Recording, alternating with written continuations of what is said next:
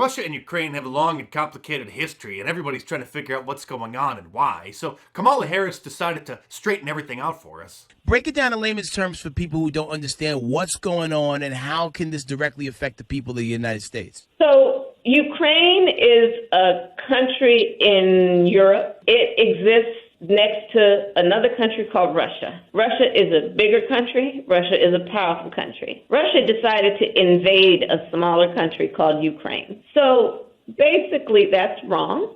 Well, as bad as that is, she appears to have a better understanding of it than old Joe. We stand with you. Putin may circle Kyiv with tanks, but he'll never gain the hearts and souls of the Iranian people. The Iranian people, eh, old Joe? That was from the State of the Union address Tuesday night, which was so boring I fell asleep, but Nancy Pelosi sure seemed to enjoy it. I guess she was trying to applaud here, but since her brain is obviously malfunctioning, it didn't work out as planned. Chuck Schumer had a similar applause malfunction, so I'm not sure what the heck is going on. Now that old Joe's State of the Union address is over, the 24/7 Ukrainian crisis coverage has resumed. But that doesn't mean that the liberal media has stopped worrying about what transgender people are doing. We think it's just all a dream, that we stuck inside some kind of a video game, because you just you live in a quiet society, and then you hear bombings, and then you wake up to the sound of bombings. That was a special report on CBS News about a transgender person trapped in Ukraine, or at least supposedly. I mean, it could be a parody. They could have got duped by some fake news. It's hard to tell these days, and especially because there's a lot of fake news about this whole situation going around. Like one of the mainstream media's favorite stories, how Miss Ukraine put down her crown and picked up a gun to defend her beloved country from the invading Russians.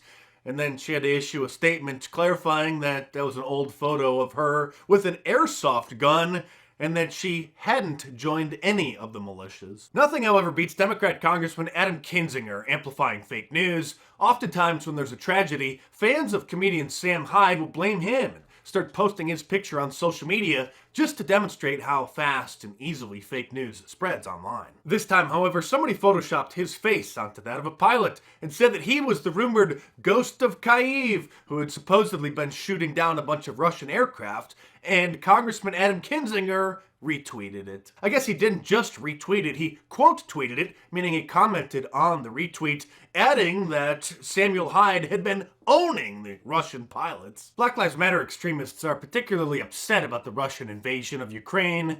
Not that it's happening, but because it's getting so much media coverage and so many people care. The race grifter behind the 1619 Project, which blames white people for all the problems in the world, says that the only reason so many people care is because it's blonde-haired, blue-eyed people who are being attacked. It actually has nothing to do with race, but instead with resources. The reason America didn't care about the Rwanda genocide in the 90s, when hundreds of thousands of people were slaughtered within just a few months, is because the American empire doesn't need anything from them. The Ukrainian situation, on the other hand, opens a whole international relations cans of worms regarding the flow of Russia's oil throughout the rest of the world. Not all the news this week is depressing, however. A local channel in Pittsburgh accidentally put up a picture of Joe Biden during the wrong story.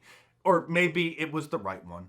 A 71-year-old man is accused of inappropriately touching a 12-year-old girl at the Walmart in West Mifflin Sunday afternoon. Her co-anchor obviously saw the mistake and, well, unlike me, he didn't think it was too funny. Something else I think is funny, although I may have a biased opinion because I designed it, is my F Joe Biden Wanna Buy a Vowel shirt, which you should order from my online store at markdice.com or click the link in the description below. Or if that's not your style, pick up a Trump Was Right shirt, an Arrest Dr. Fauci shirt, or any of my awesome designs. All available in a t-shirt, long sleeve, and a hoodie, and a whole bunch of different colors as well. So head on over to markdice.com or click the link in the description below and check them out.